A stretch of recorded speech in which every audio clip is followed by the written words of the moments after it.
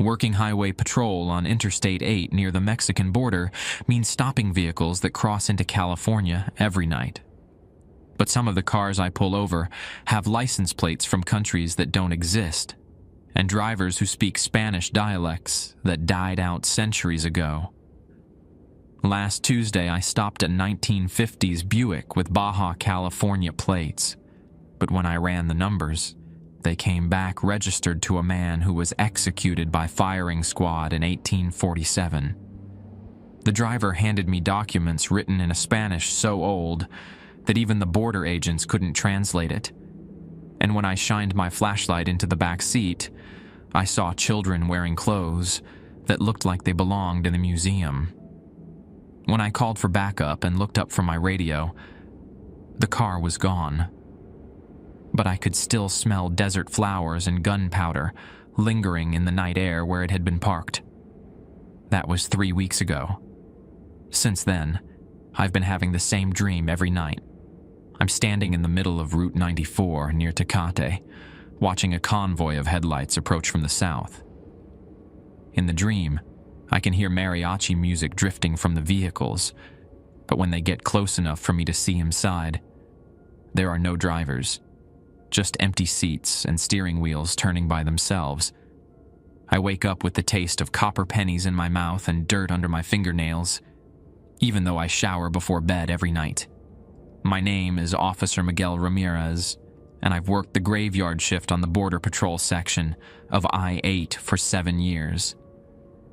My grandfather used to tell stories about La Llorona and other spirits that wandered the desert between Tijuana and San Diego, but I never believed him until I started this job.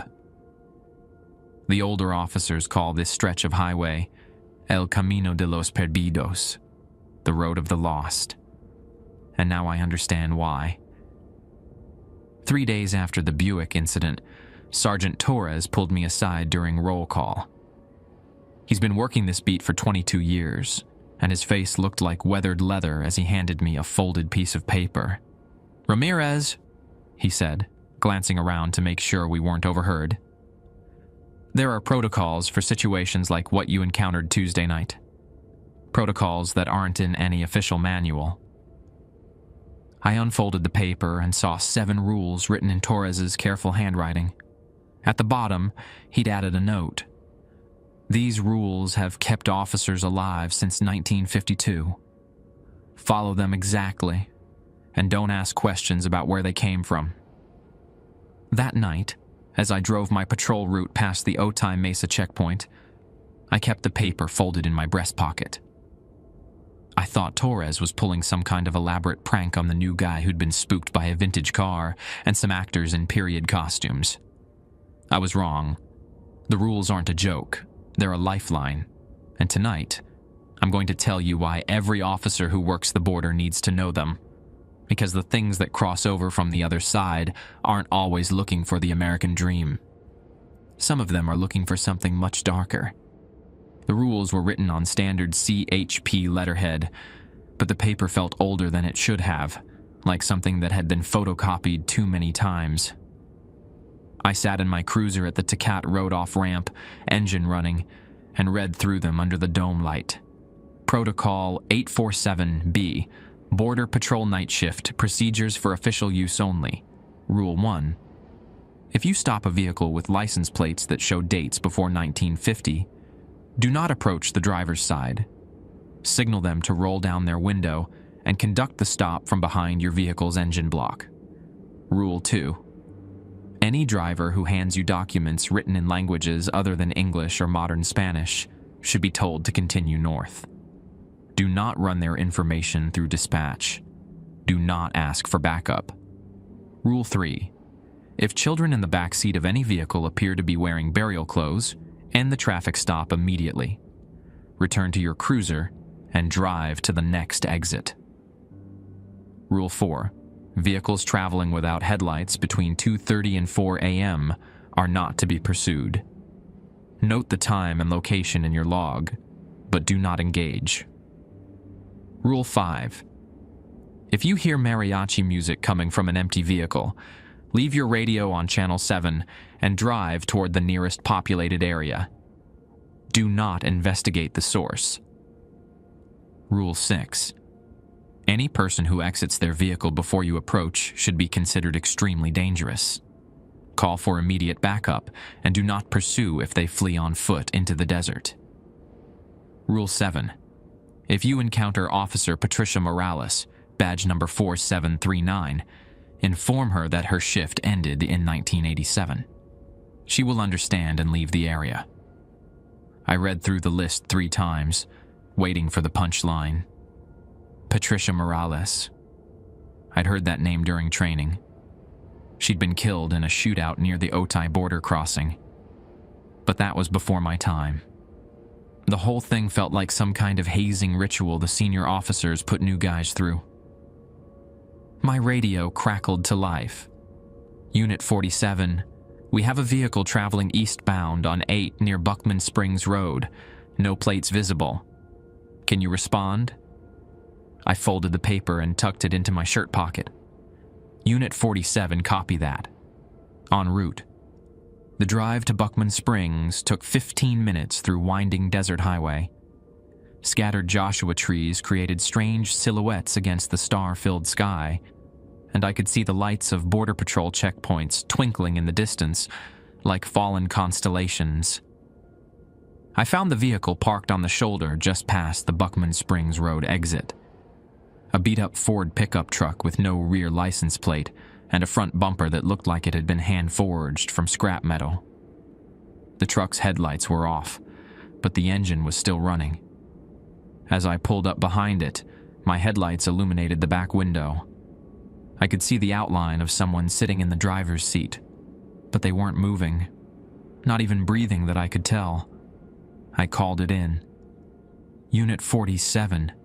I've got a possible abandoned vehicle at mile marker 47, requesting a plate check on.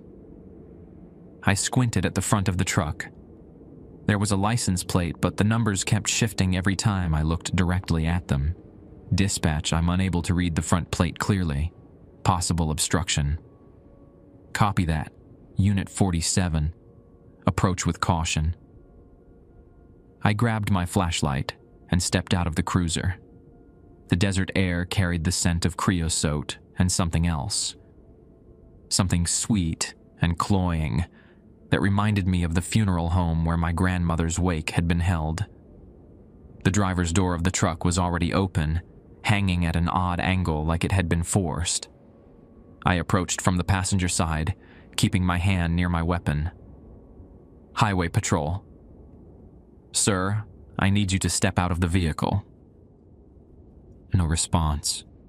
I shined my flashlight through the passenger window and saw that the driver's seat was empty. Had been empty the whole time, apparently, but I could have sworn I'd seen someone sitting there when I first pulled up. On the dashboard, an old radio was playing mariachi music so quietly I could barely hear it over the truck's engine. The song sounded familiar, but I couldn't place them. Something my grandfather might have listened to when I was a kid. I walked around to the driver's side and looked into the cab. The seat was covered in desert sand, and there were footprints leading away from the truck toward a cluster of rocks about 50 yards into the scrubland. The prints were small, like they'd been made by a child. My radio buzzed with static, and I heard Torres's voice cut through the interference. Unit 47. What's your status?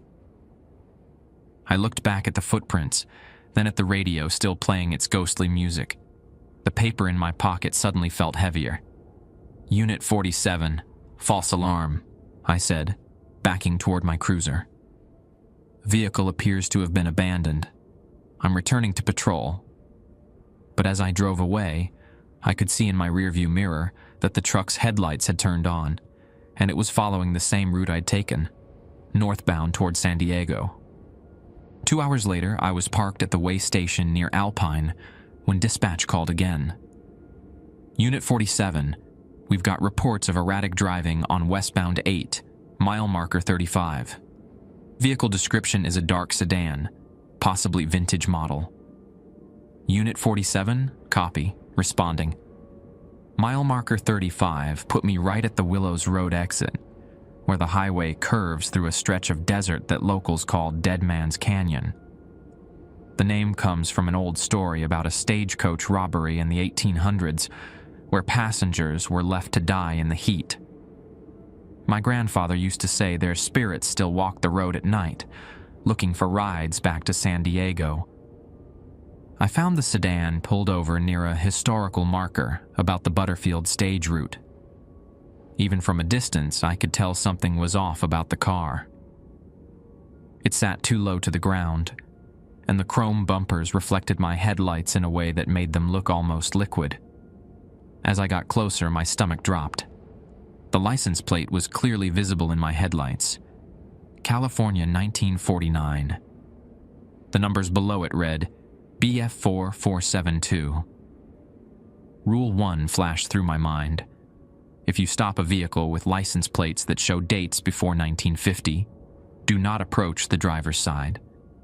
Signal them to roll down their window and conduct the stop from behind your vehicle's engine block. I parked my cruiser at an angle behind the sedan, positioning the engine block between myself and the other vehicle. The car was a 1940s Packard, pristine except for a spiderweb crack across the rear windshield that looked fresh. I turned on my spotlight and aimed it at the driver's side mirror, then used my PA system.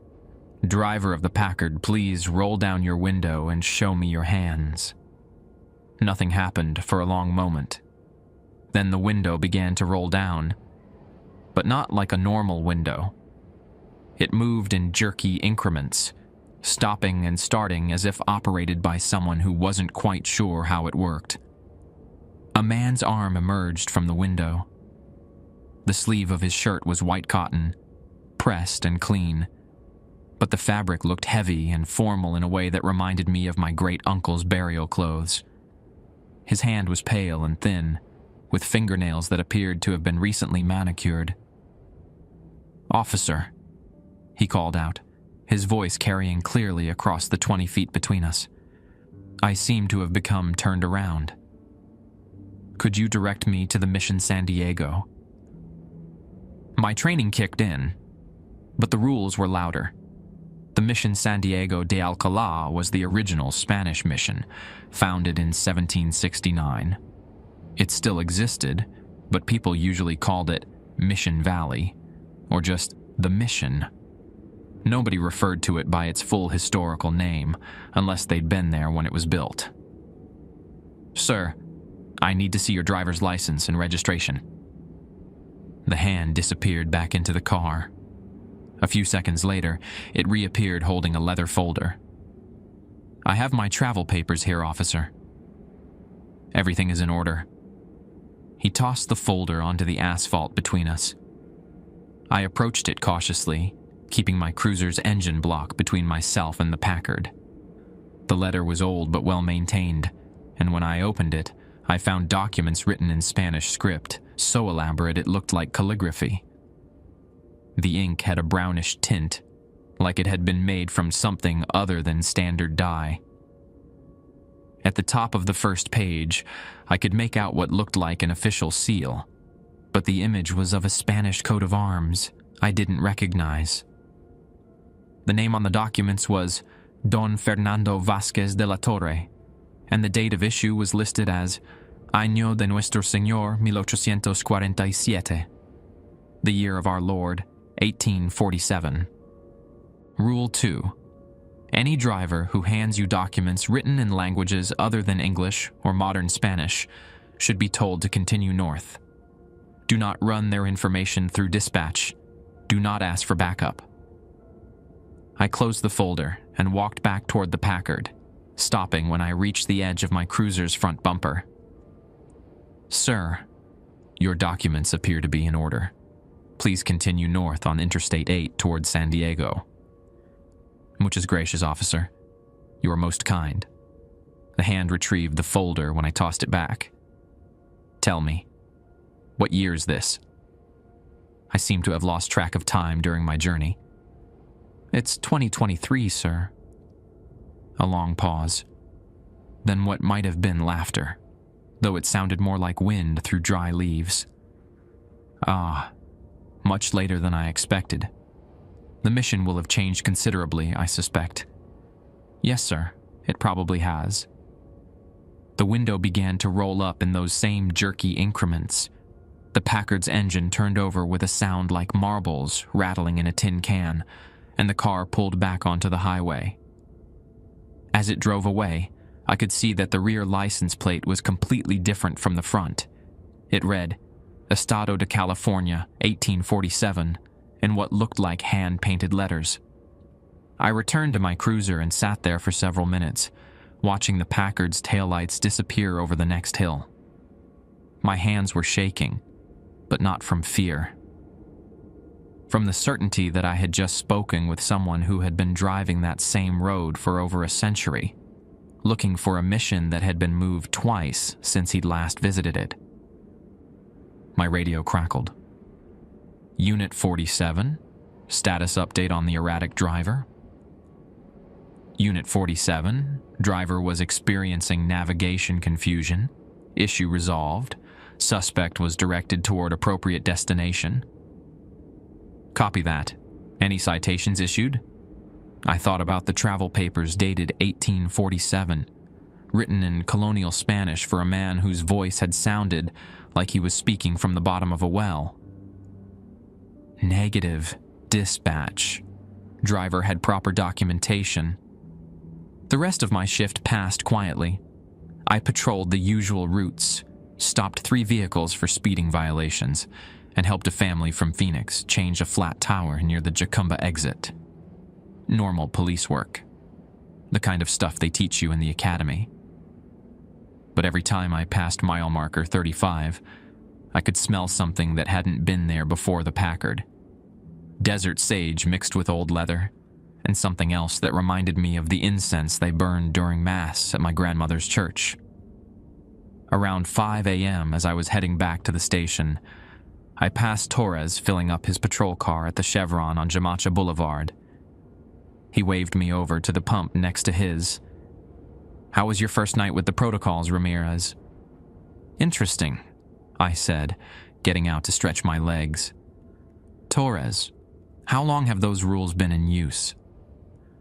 He finished pumping gas and screwed his gas cap back on.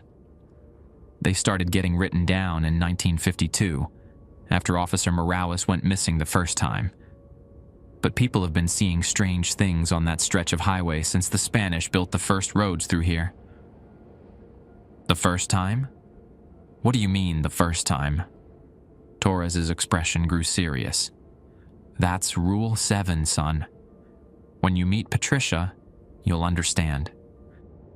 If you like the stories, please hype the videos from a button like this just above the comment section. It helps the videos to get more reach and perform well. It would take just a few seconds and cost nothing, but would help the channel grow even faster. Thank you. The next night started quietly.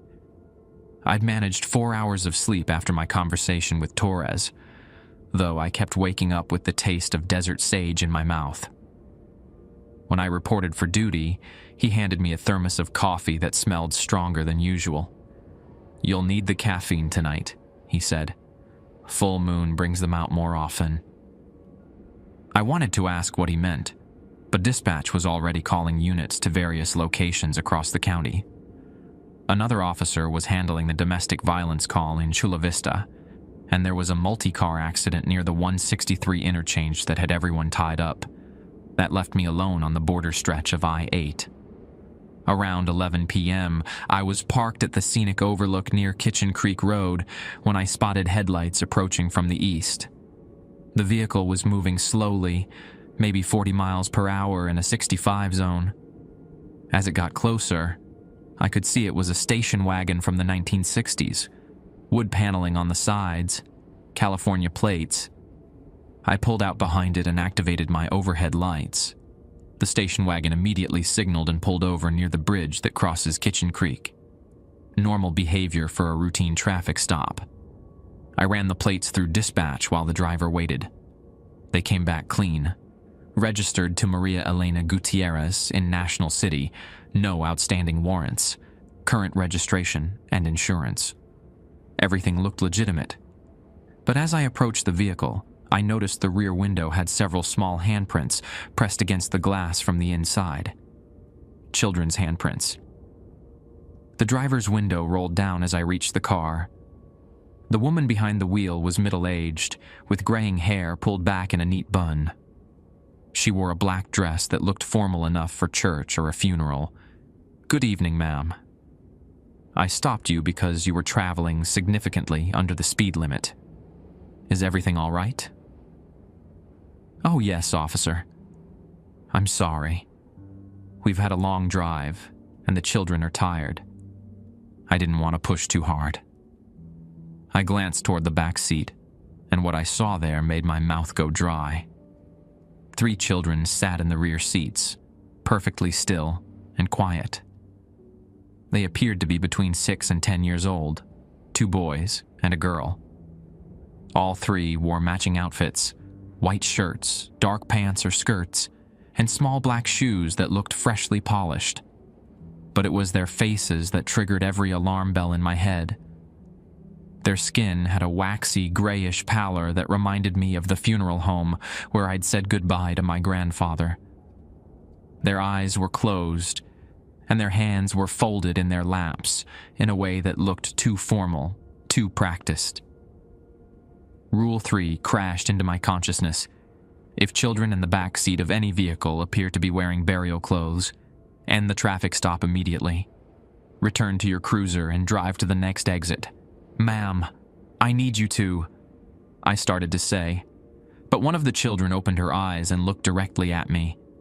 Her eyes were completely black, not just the pupils, but the entire visible surface, like looking into 2 holes cut in her face. She smiled, revealing teeth that were too white and too perfect, and mouthed a single word: "Help." I backed away from the car. "Ma'am, everything appears to be in order. Please continue on your way and remember to maintain posted speed limits." The woman nodded, but her smile was the same too perfect expression I had seen on the child. "Of course, officer. We're almost home now anyway." She rolled up her window, and I retreated to my cruiser as quickly as I could without running. As I pulled away from the shoulder, I looked in my rearview mirror and saw the station wagon's interior light come on. All 3 children were now sitting upright, their black eyes fixed on my departing patrol car. The woman was no longer in the driver's seat. In fact, I couldn't see anyone behind the steering wheel at all. But the car was moving, pulling back onto the highway and continuing west toward San Diego. I drove to the next exit at Buckman Springs Road and parked in the lot of a closed gas station, hands shaking as I tried to process what I'd just experienced. The children's faces kept flashing through my mind. That waxy skin, those hollow black eyes, the way they'd sat so perfectly still until they weren't. My radio buzzed with static, and then a woman's voice came through clearly. "Unit 47, this is Officer Morales, badge number 4739. Do you copy?" I stared at the radio. Every officer knew that call sign. Patricia Morales, killed in the line of duty in 1987. Rule 7. "Unit 47 copies," I said, surprised by how steady my voice sounded. "Officer Ramirez, I need you to return to mile marker 35. We have a situation that requires your immediate attention." Mile marker 35, exactly where I'd encountered the man in the Packard the night before. "Officer Morales, what's the nature of the situation?" Static filled the channel for several seconds. Then her voice came back, fainter but still clear. "The children from the station wagon. They're not going home, Miguel. They're going to the same place they've been going for 36 years. Ma'am, I think there might be some confusion." "No confusion.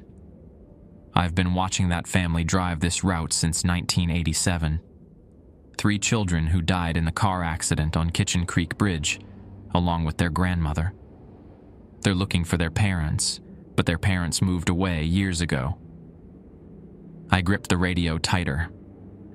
"Officer Morales, according to protocol, I need to inform you that your shift ended in 1987. A sound that might have been laughter crackled through the speaker. My shift ended, but my work didn't.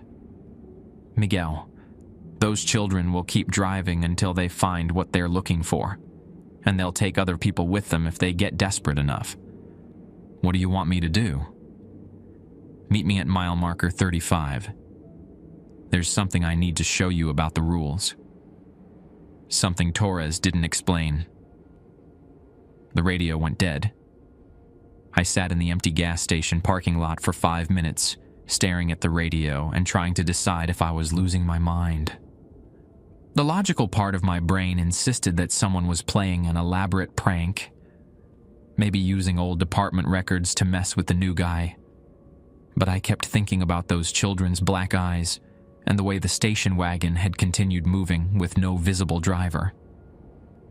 Finally, I started my cruiser and headed back toward mile marker 35.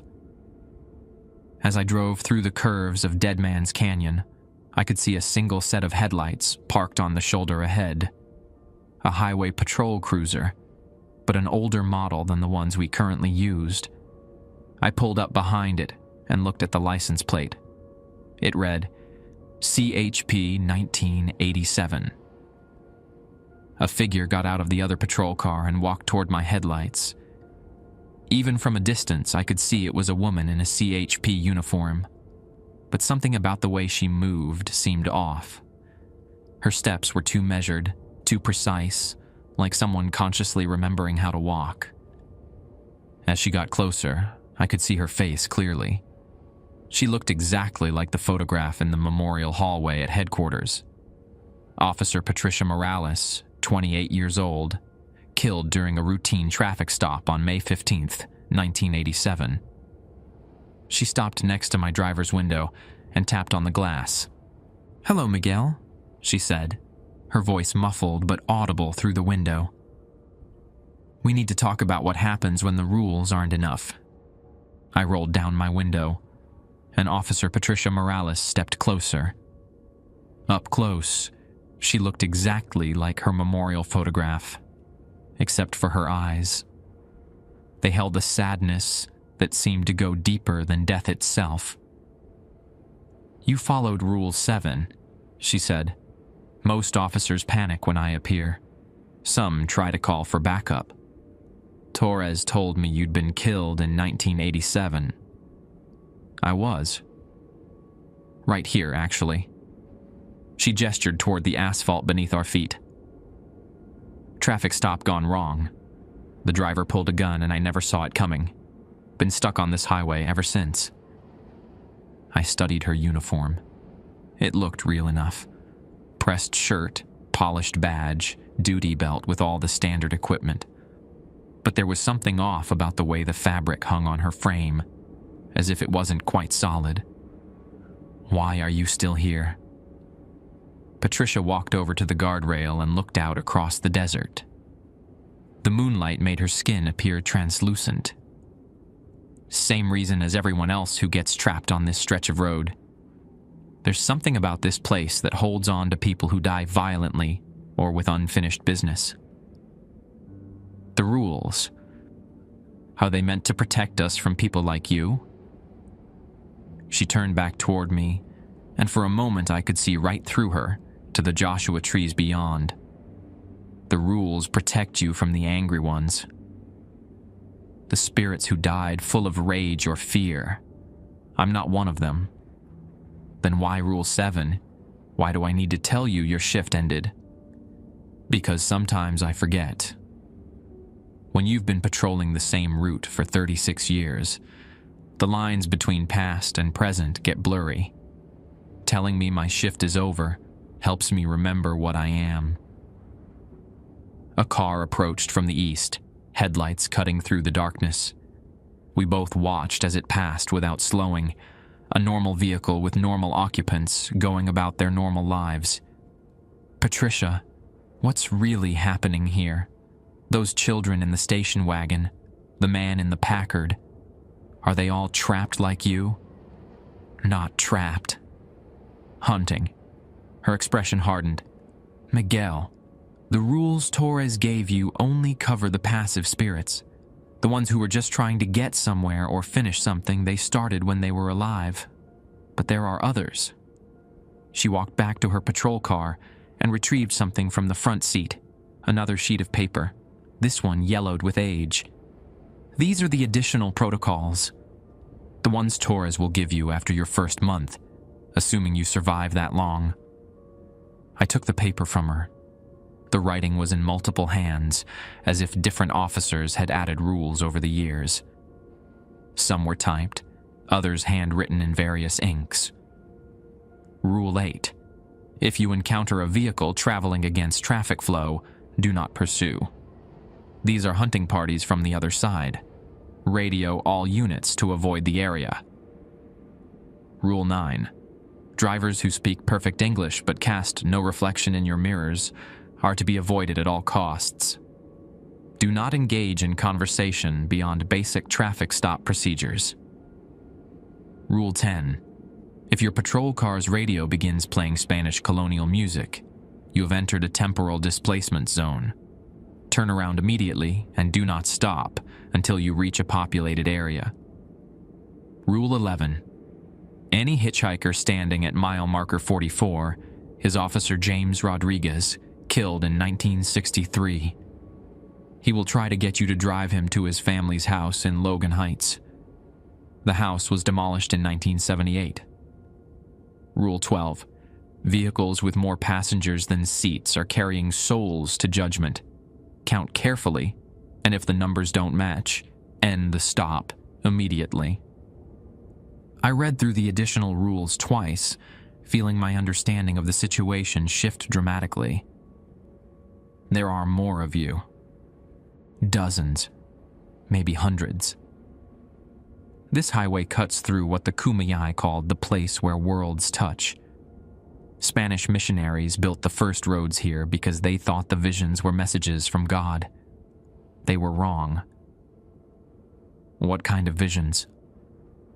Patricia's form flickered like a TV with poor reception. People seeing their dead relatives. Hearing voices speaking languages that haven't been used in centuries.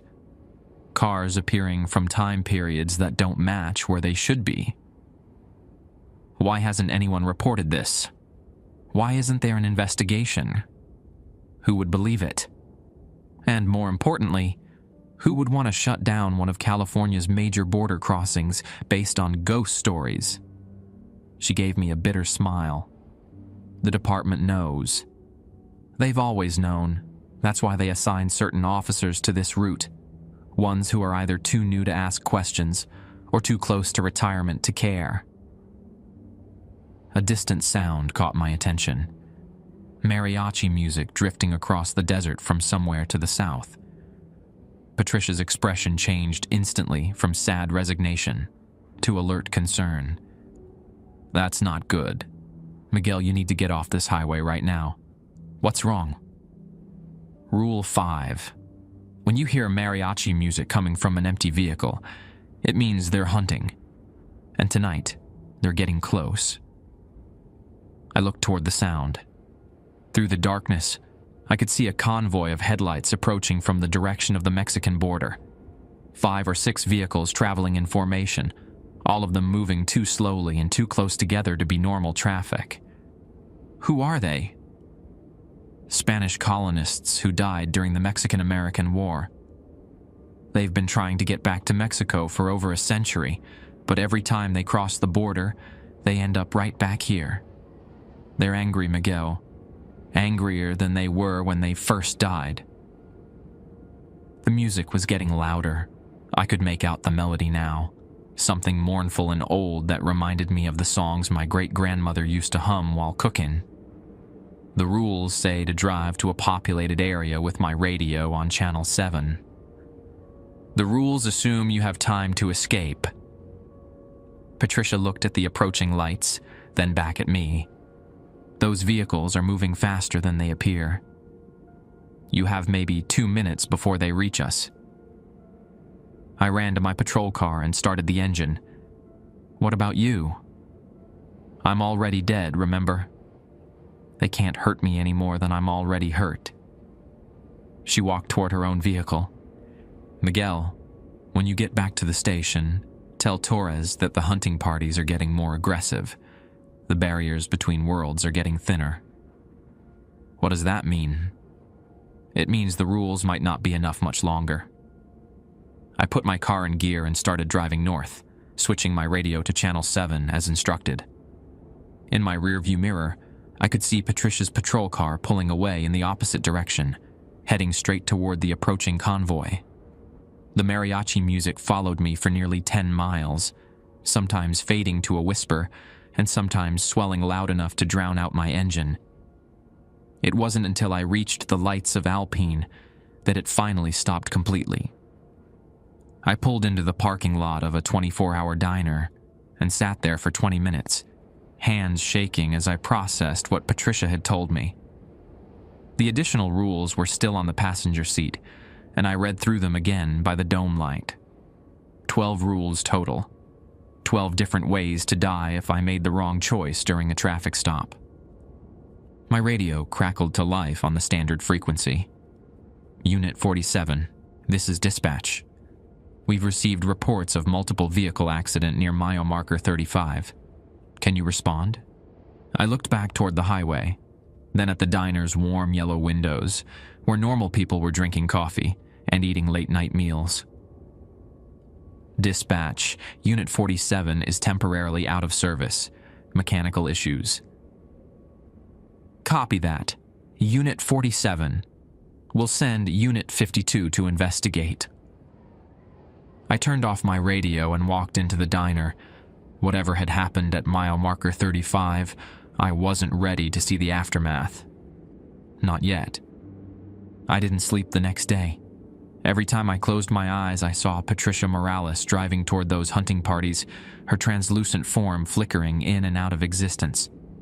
When I finally gave up trying to rest, I drove to the station early and found Torres in the break room, nursing a cup of coffee that looked like it had been sitting there for hours. "Rough night?" he asked without looking up from his newspaper. I met Patricia. Torres folded his paper and studied my face. "And she gave you the additional protocols.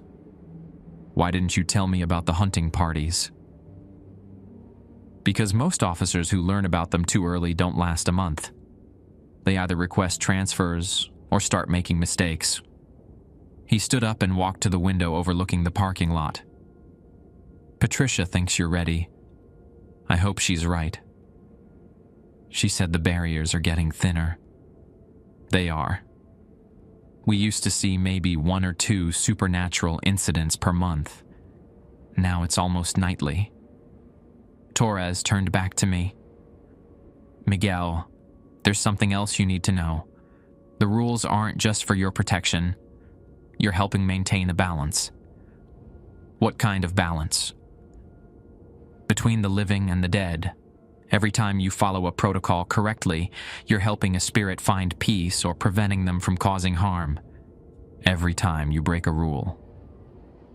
He shrugged. "Well, that's how we lost Officer Davidson in 2019. I'd heard about Davidson during training, killed in a single vehicle accident on Highway 8, cause unknown. He broke one of the rules? Rule 9. Engaged in extended conversation with someone who cast no reflection. The entity convinced him to drive off the road at 90 miles per hour. That evening, I started my shift with the full list of 12 rules folded in my shirt pocket. The desert air felt different somehow. Charged, like the atmosphere before a thunderstorm. Even the dispatcher's voice sounded strained when she gave me my patrol assignments. "Unit 47, be advised we've had multiple reports of erratic driving throughout your sector. Use extreme caution tonight." "Unit 47, copy that." I'd been patrolling for less than an hour when I encountered my first test of the new rules. A figure stood on the shoulder near mile marker 44, thumb extended in the universal hitchhiker's gesture. Male, Hispanic, wearing what looked like a vintage CHP uniform from the 1960s. Rule 11. Any hitchhiker standing at mile marker 44 is Officer James Rodriguez, killed in 1963. He will try to get you to drive him to his family's house in Logan Heights. The house was demolished in 1978. I slowed my patrol car but didn't stop. As I passed him, the hitchhiker turned toward my headlights, and I got a clear look at his face. Young, maybe mid-20s, with a mustache and earnest brown eyes. His uniform looked authentic down to the last detail, except for a dark stain across the front of his shirt that might have been blood. "Officer," he called out, jogging alongside my car. "Officer, please! I need to get home to my family." I kept driving, but he somehow managed to keep pace with my vehicle, even though I was doing 40 miles per hour. His voice carried clearly through my closed windows. "My wife is waiting for me. My daughter's birthday is tomorrow. Please, just a ride to Logan Heights." I forced myself to look straight ahead and not make eye contact. In my rear-view mirror, I watched him gradually fall behind, still calling out pleas that made my chest ache with sympathy. 20 minutes later, dispatch crackled through my radio. "Unit 47, we have a report of a vehicle driving the wrong way on eastbound 8, near Buckman Springs Road. Multiple callers report the vehicle appears to be a military convoy. Rule 8. If you encounter a vehicle traveling against traffic flow, do not pursue. These are hunting parties from the other side. Radio all units to avoid the area." Dispatch. Unit 47 is responding to advise other units to avoid the area. Do not attempt pursuit of wrong-way vehicles. Unit 47, can you confirm that instruction? I grabbed my radio. Dispatch, this is a safety protocol for unusual traffic situations. Trust me on this one. Copy that. Unit 47. I positioned my patrol car at the Buckman Springs on-ramp and activated my emergency lights to deter other vehicles from entering the highway. Within 5 minutes, I could see headlights approaching from the wrong direction, a convoy of 6 military trucks that looked like they'd rolled off a 1940s movie set. The vehicles moved in perfect formation, maintaining exactly the same distance between each truck. As they passed my position, I could see soldiers sitting in the back of each vehicle, but their uniforms were wrong. Too old, too formal, and stained with what looked like desert sand and darker substances I didn't want to identify. The lead truck slowed as it approached my position. The driver leaned out his window and called something in Spanish, but the words sounded distorted, like they were being spoken underwater. I couldn't make out what he was saying, but his tone was clearly a question. I kept my eyes focused on the road ahead and pretended I hadn't heard him. After a moment that felt like an eternity, the convoy continued westbound in the eastbound lanes, heading toward San Diego. My radio buzzed with confused reports from other officers who'd spotted the convoy. Unit 23. I've got military vehicles driving against traffic on westbound 8 near Alpine. Should I attempt to intercept?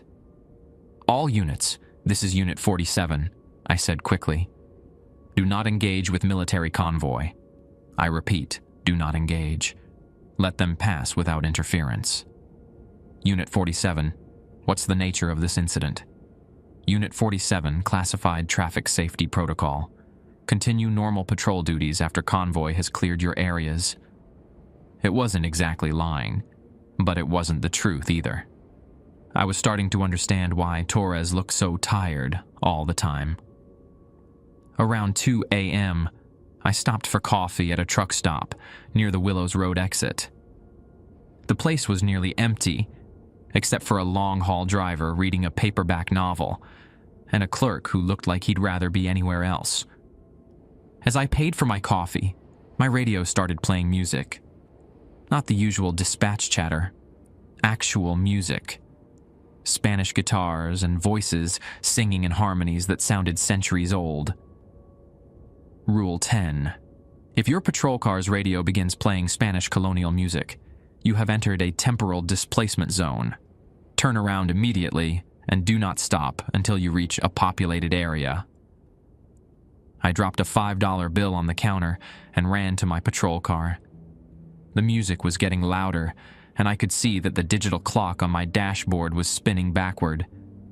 2:03 a.m., 2:02, 2:01, 1:59, 1:58. I started the engine and drove north toward El Cajon as fast as I dared. In my rearview mirror, the truck stop was flickering like a mirage, sometimes appearing as the modern building I just left, sometimes looking like an old Spanish mission with adobe walls and wooden crosses. The music followed me for 12 miles, gradually fading as the dashboard clock stabilized back at the correct time. When it finally stopped, I found myself parked outside a 24-hour McDonald's in Spring Valley, surrounded by reassuring modern lights and normal late-night traffic. I sat in the parking lot for 30 minutes, sipping coffee that tasted like it had been brewed in this decade, and tried to process what I'd experienced. The temporal displacement zone. Patricia had mentioned that this highway cut through a place where worlds touch. Now I was beginning to understand what she meant. My radio crackled back to normal frequency. Unit 47, we've had reports of a disturbance at the Willows Road truck stop. Can you respond? I looked back toward the highway, then at the McDonald's where teenagers were ordering late-night snacks and arguing about whose turn it was to buy gas. Dispatch, Unit 47 investigated the location. No disturbance found. False alarm. Copy that, Unit 47. But as I prepared to resume patrol, I noticed something that made my stomach drop. The coffee cup I'd just purchased from the truck stop was gone. In its place on my passenger seat was a clay mug, handmade and rough around the edges, still warm to the touch and filled with something that smelled like cinnamon and desert sage. I picked up the mug and examined it closely. Carved into the bottom were Spanish words I couldn't translate, along with a date. Año de Nuestro Señor 1769.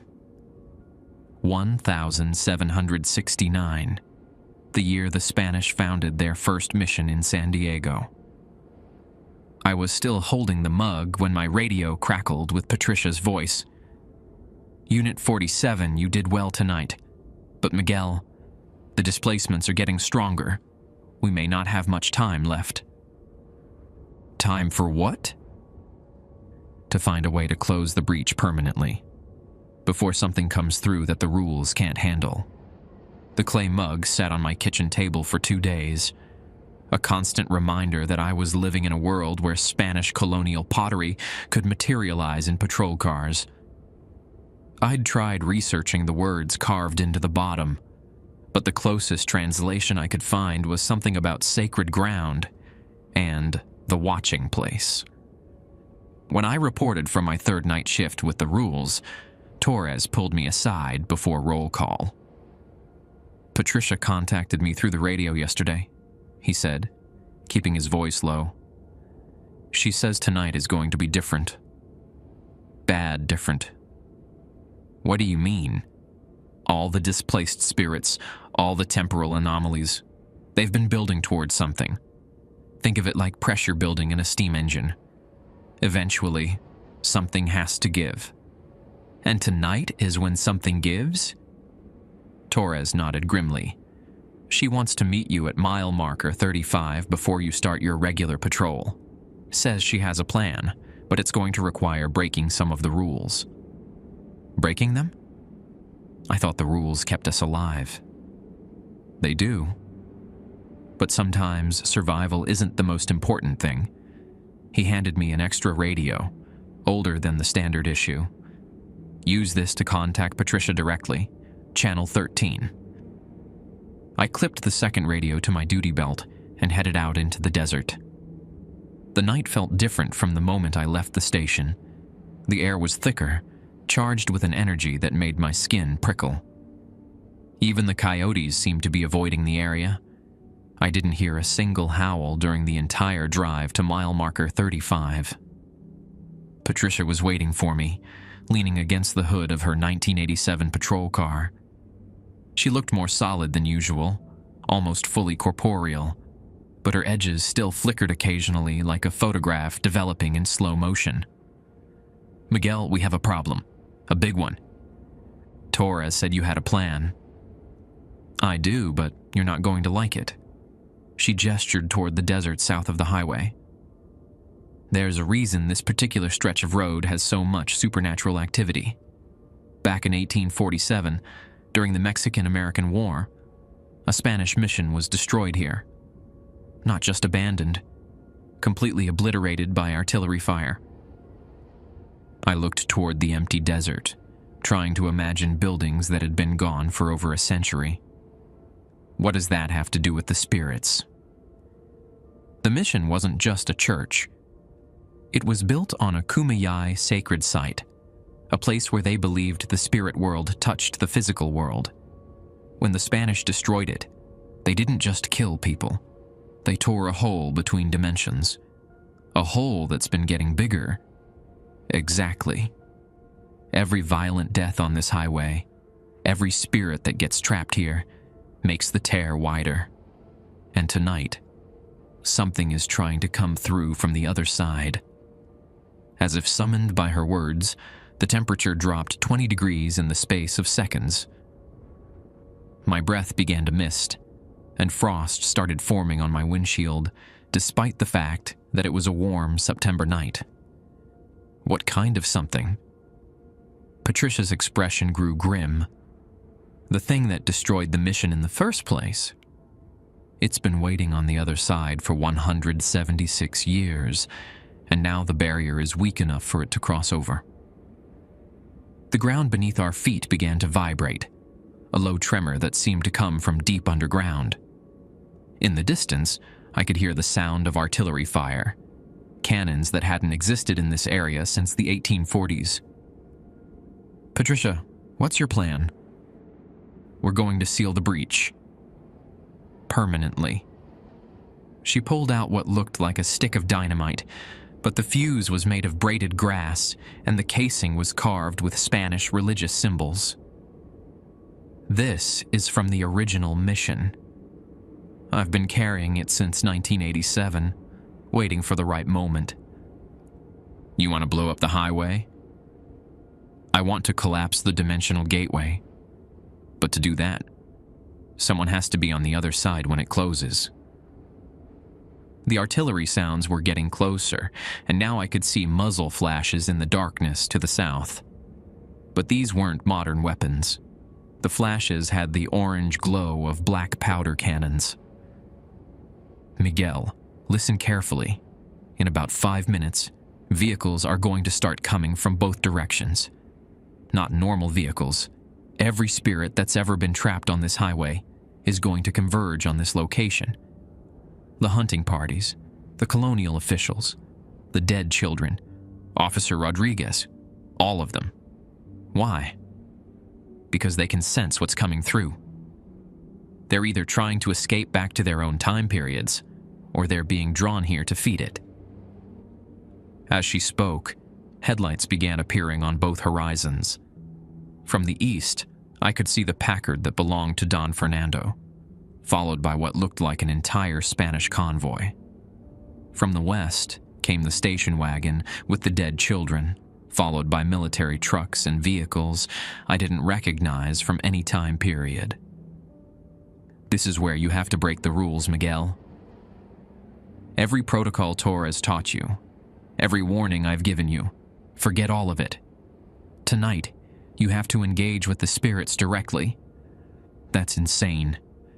It's necessary. I need you to keep them distracted while I get close enough to the breach to detonate this." She held up the carved dynamite. "Can you do that?"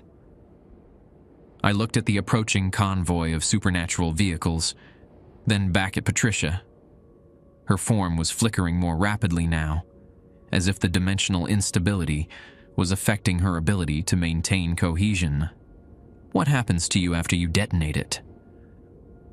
"I've been dead for 36 years, Miguel. This is my chance to actually rest."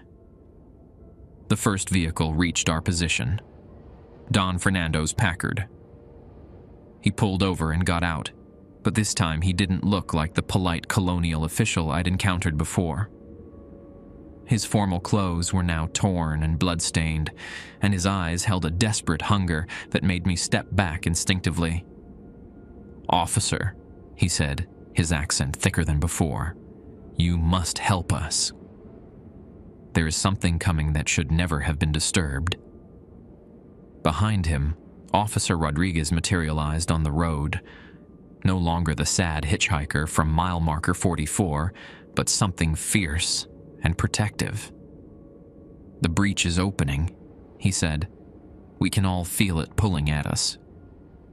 More spirits began gathering around us. The children from the station wagon, soldiers from various time periods, travelers who died on this road across decades of accidents and violence. Some looked human, others were barely recognizable as having once been people. Patricia grabbed my arm.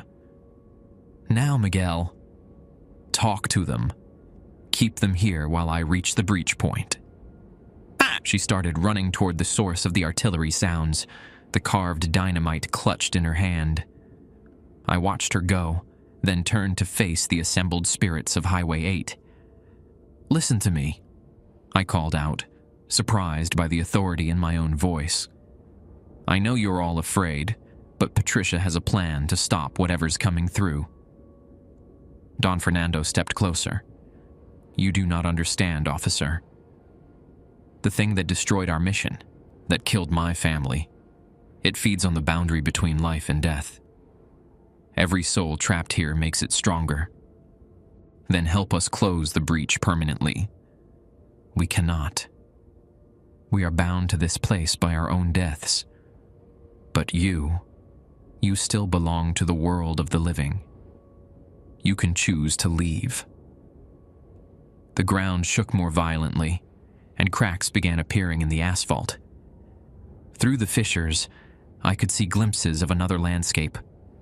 A desert battlefield from 1847, complete with smoking cannons and soldiers in uniforms from both the American and Mexican armies. Patricia's voice came through my backup radio. "Miguel, it's working, but I need more time. The spirits need to stay focused on you, not on the breach." I looked around at the gathered dead, all of them staring at me with expressions ranging from desperate hope to resigned terror. These weren't monsters or demons. They were people who died violently or with unfinished business, and now they were all depending on me to help end their suffering. "Everyone listen," I said, raising my voice over the sound of distant battle. "Patricia Morales is going to seal this breach, but we need to work together.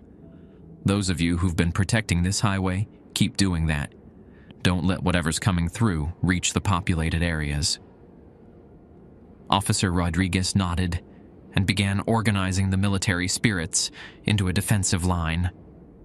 The children from the station wagon huddled together, but stayed close, as if my presence offered them some comfort. Patricia's voice crackled through the radio one more time.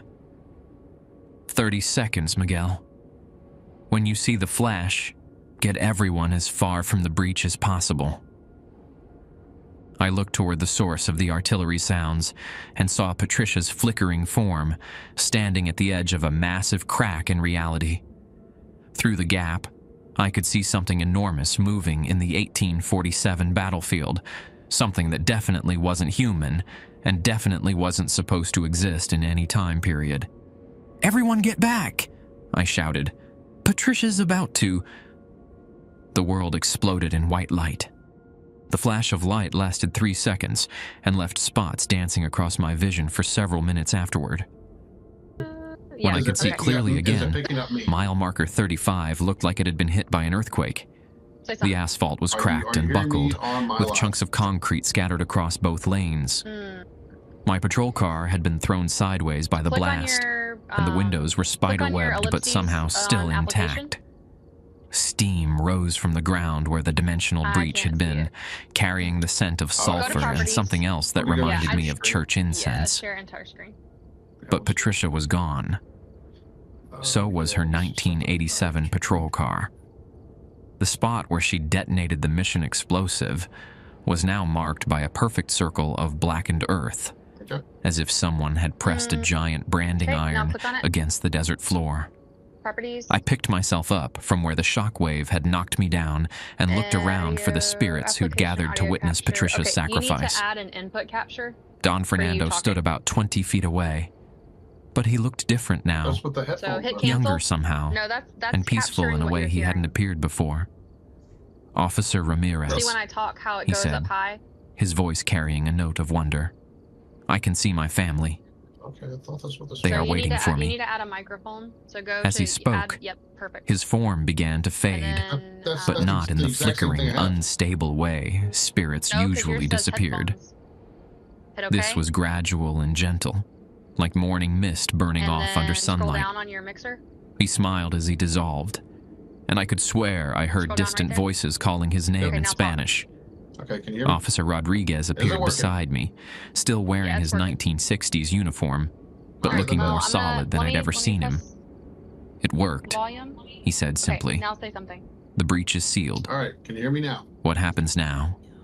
Now we can go home. All good, and there's no double. He gestured echo. toward the other spirits, who were beginning to All right, good fade enough. one I don't by know why one. I didn't put that in then. It's Patricia's sacrifice didn't just close the weird. dimensional Let's fix now. tear. Fuck yeah. Thank you. It freed Thank you very everyone who'd much. been trapped here by violent And death. thank you, Day.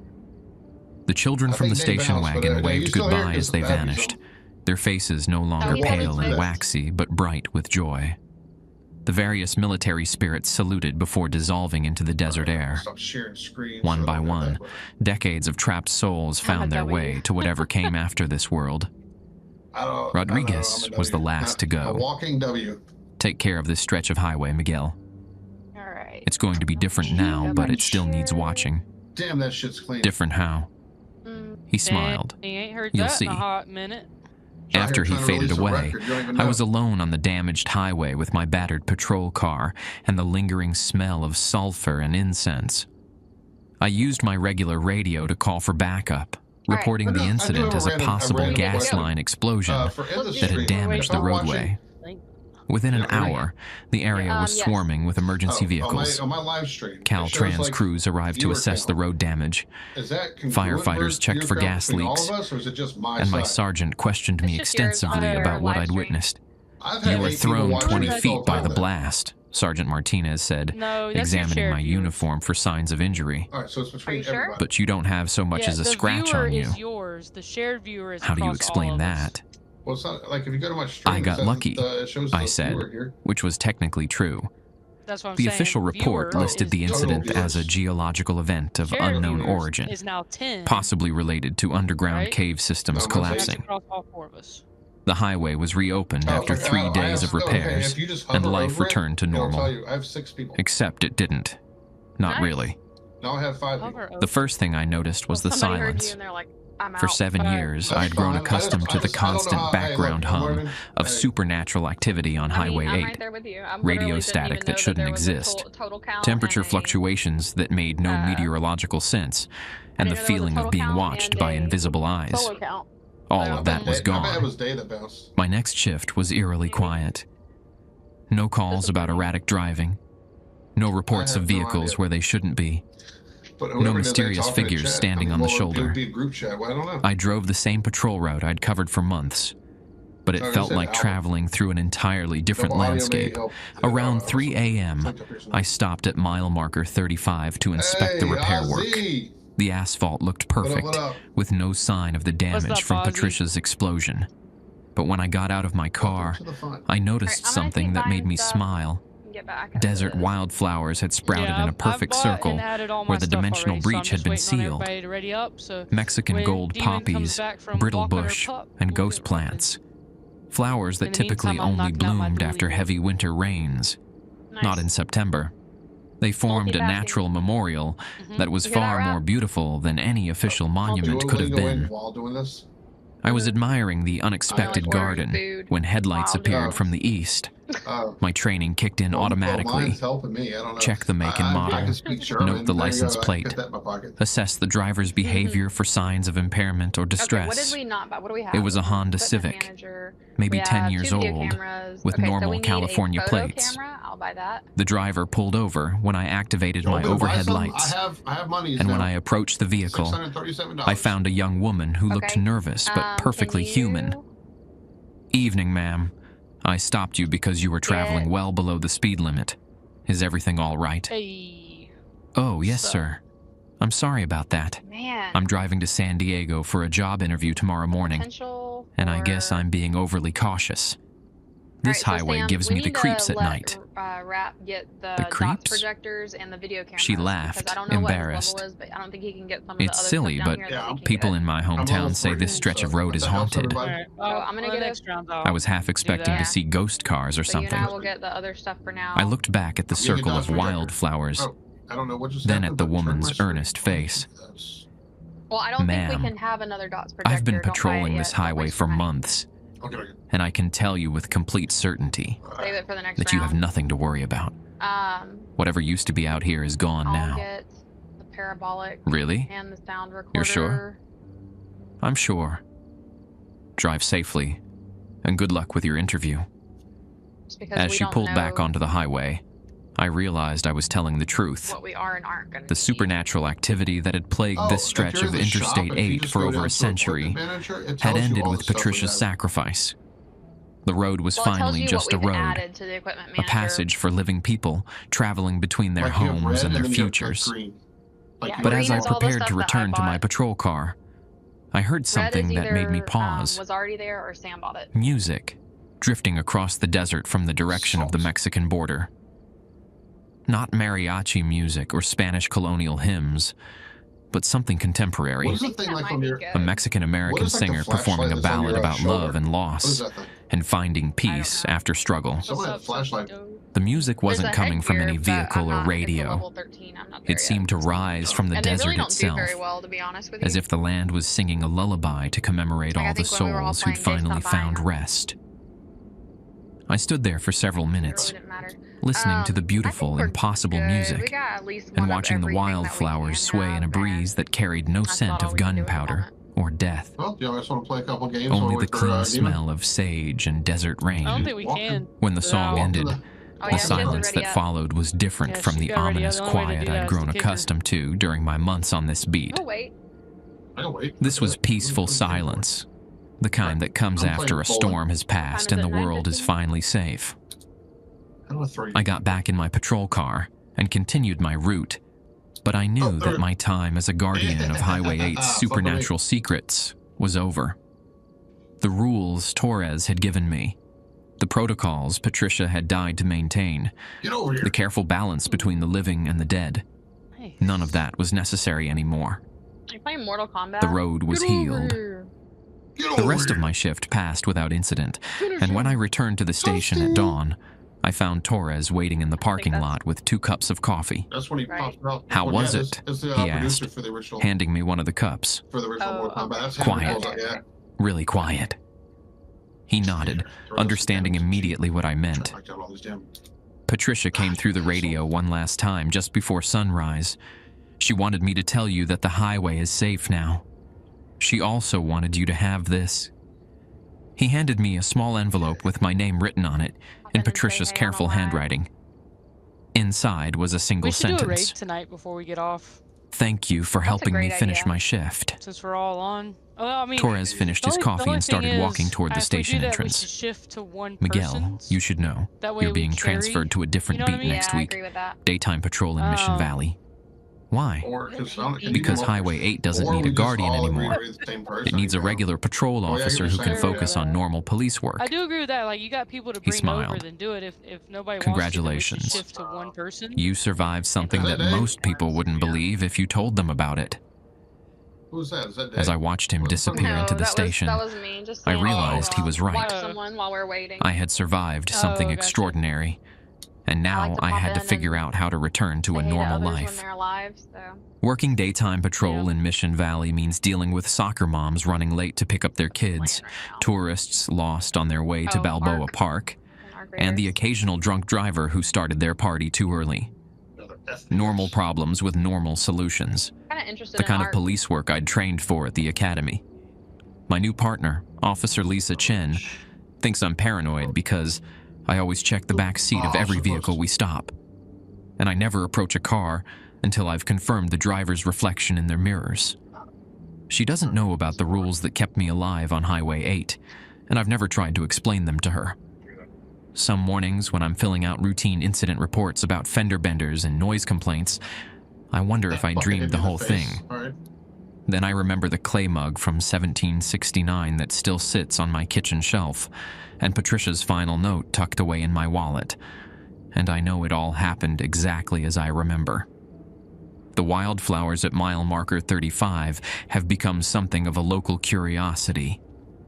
Botanists from UCSD have studied the site twice, trying to understand why desert plants are thriving year-round in that perfect circle.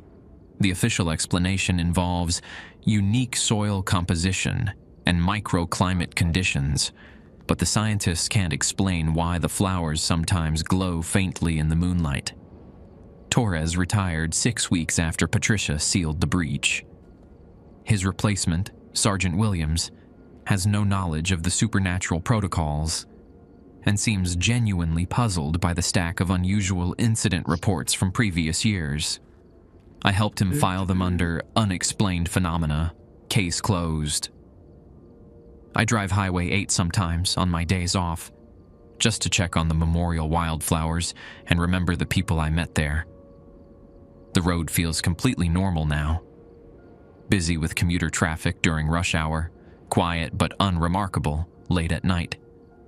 The temperature stays consistent, the radio picks up only normal stations, and the only hitchhikers are college students trying to get to SDSU. But I'm not the same person who started working that beat. I notice things differently now. When I respond to accident scenes, I pay attention to the victims' families and whether they seem to have found peace with their loss.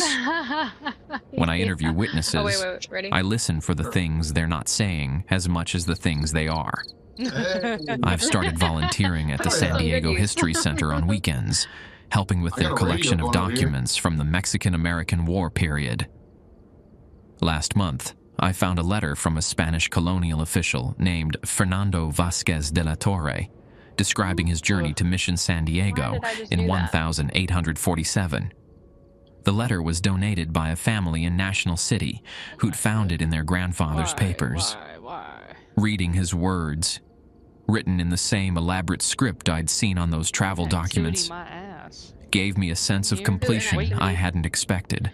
The game? Don Fernando had made it home after all, just not in the way he'd originally planned. I'm about to Get send that you set up. something. My I did the grandmother calls request me for every YouTube Sunday to today. ask about work, and sometimes she mentions stories her own grandmother Yeah? used to tell Yeah, about you told me that. spirits who wandered the desert Don't forget to do roads that. between Tijuana and San that way when you Diego. are ready, you're good to go. I listen you more sending me? What are you carefully to sending those on? stories now, understanding that they Discord? preserve memories of real events, Sending it to real you. people who lost their way You between one actually. world and the next. Okay. I keep the In- 12 no, rules that's the folded in my announcement. wallet, Chit-chat. not because I need them anymore, but because they represent something important Yeah, you about just the gotta go to responsibility we have to help others find peace, even when those others exist in places we can't fully understand.